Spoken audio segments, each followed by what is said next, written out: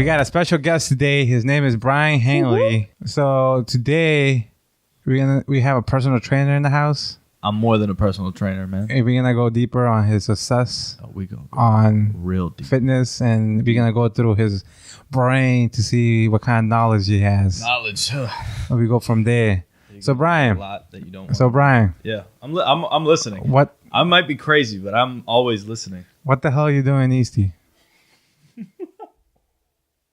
Because you're not from East Boston. I'm not for from the East Boston. For the people who no listening. So tell them a little bit of where you're from. Where I'm from. So I'm actually from what used to be the largest town in the United States of America, and now we have officially become a city.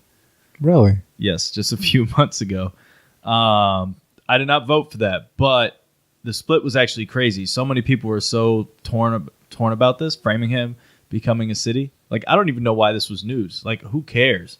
It's just changing the style of government and making it run a little bit more efficient. Are we giving power to one person? Yes, but with that, you're able to have more executive decisions made rather than leaving it up to a town council and then it goes nowhere. But that's my personal opinion. And we don't know if that's really going to happen because, you know what? Sometimes you can just elect an idiot, you know? Sometimes that just happens. So what made you decide to leave Framingham, though? So technically, I've never left.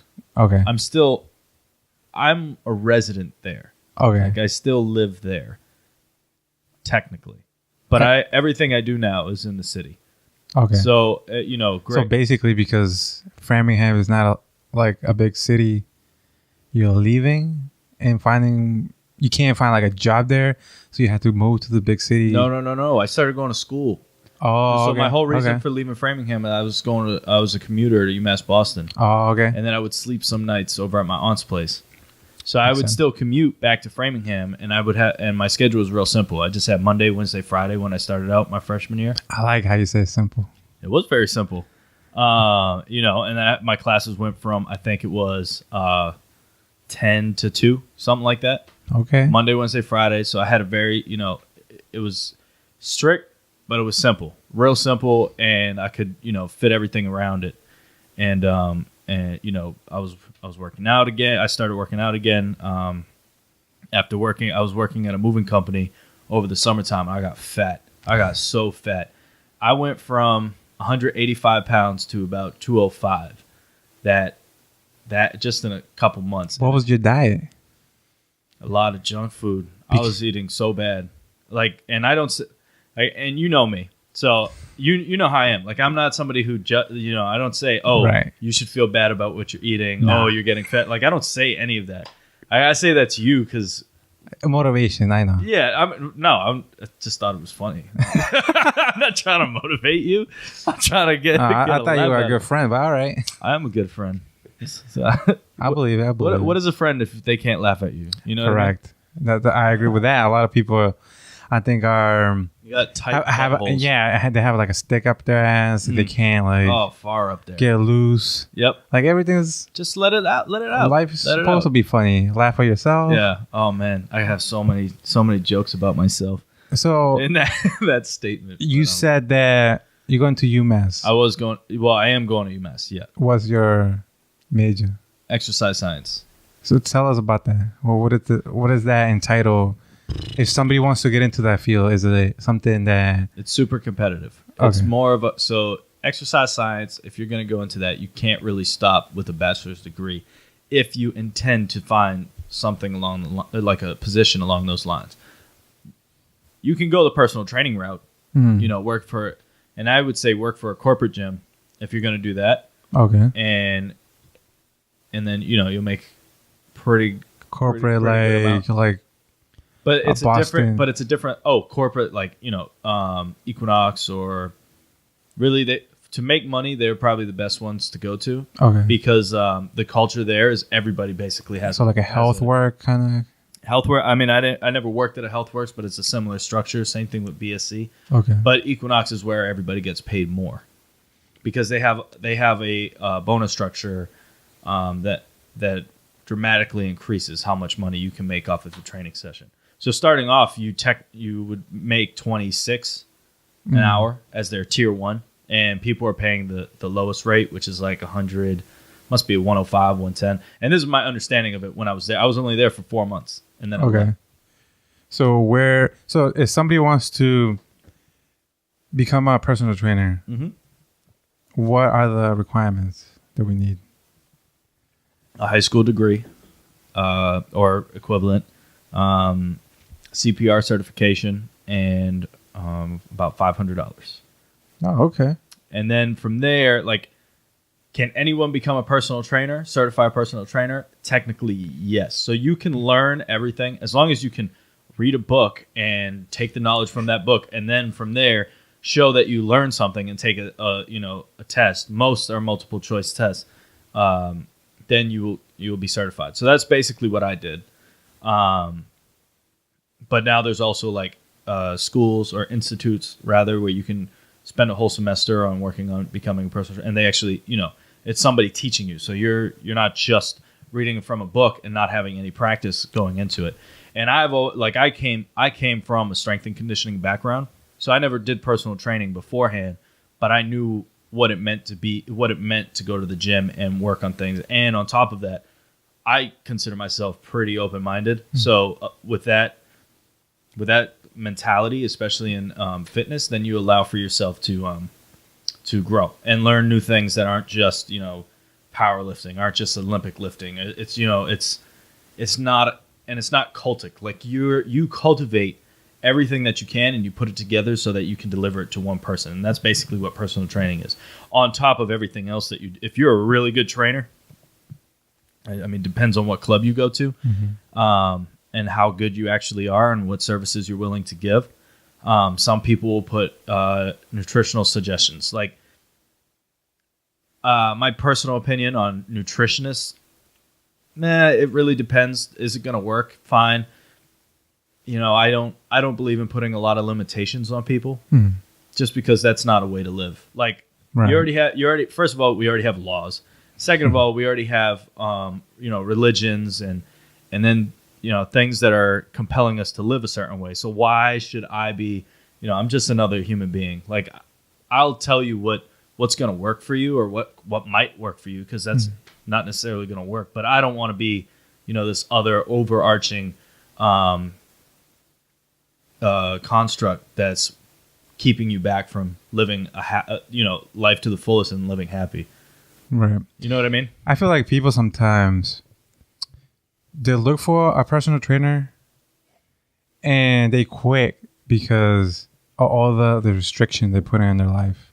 I think it's almost like beating them to like, all right, this is the kind of lifestyle you need to have to be successful on like losing weight or whatever. Mm-hmm. And I feel like, what's your approach? So people, because I know you and I know your clients because you have introduced me to them and I know they stick with you.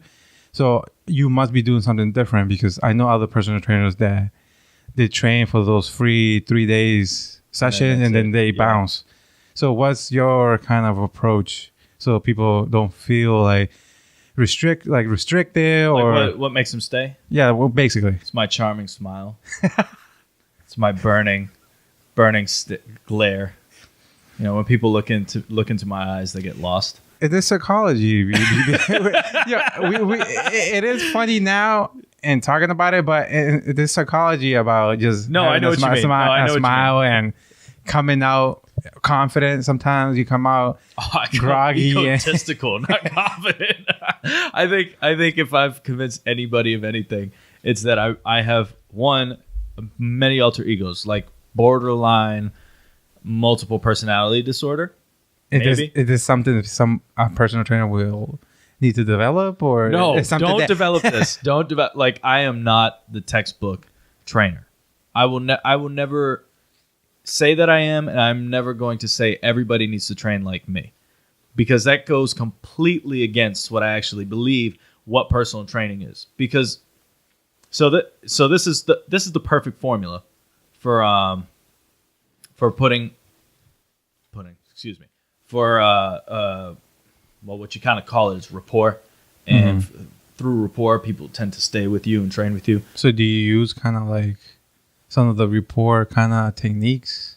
That you have to. You can't not use it, because what it builds off of is building trust between a person. Right. So it's it's basically building relationships 101. So do you learn that from the personal training classes? No, I don't think you can. Or that's something that you develop as your social life? Yeah, or? I think you have to develop that through experiences. Okay. Like okay. People take networking courses, like how to network. What's a proper way to network?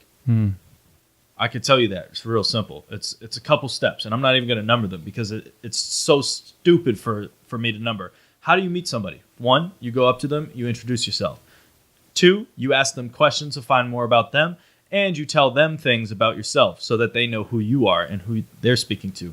And then after that, if it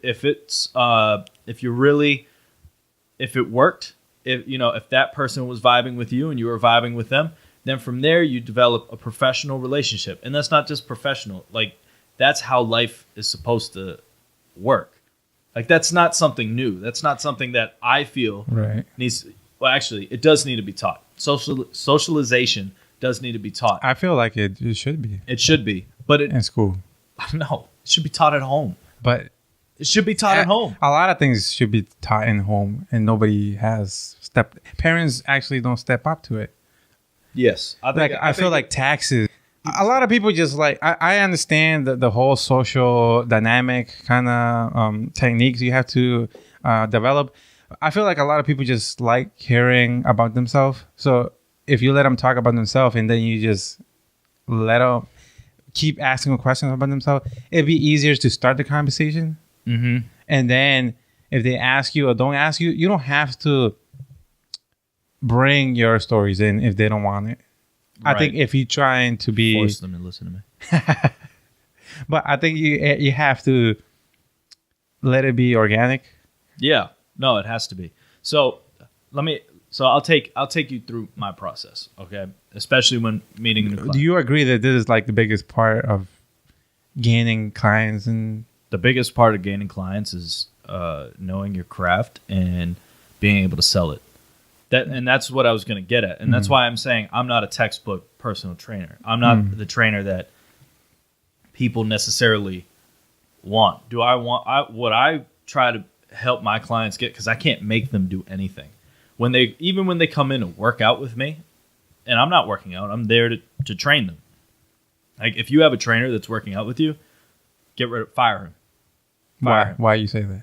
Because he's not doing his job. He doesn't care about you. He's not watching you. Because I've seen that a lot. Yeah, it happens all the time. And that would never happen at an actual facility. Mm-hmm. It's not that it would never happen, but it wouldn't last long. I would hope not. Like, if I saw somebody doing that at my gym, no. First conversation, be like, yeah, no. You're not getting paid to work out, partner train. Like, I get it. Maybe if that's what they really want, fine. But you have to be accountable and make sure that people are getting somewhere. Even if it's not that they're getting anywhere and they're just maintaining where they're at. Some that you have to make realities with each client. Each client is different. Sometimes you'll get an obese client that won't want to lose weight. Mm-hmm. They'll say that's why they come to the gym, but in reality, it's so that they can maintain themselves healthy enough to continue living without worsening their situation. Okay. You know what I mean?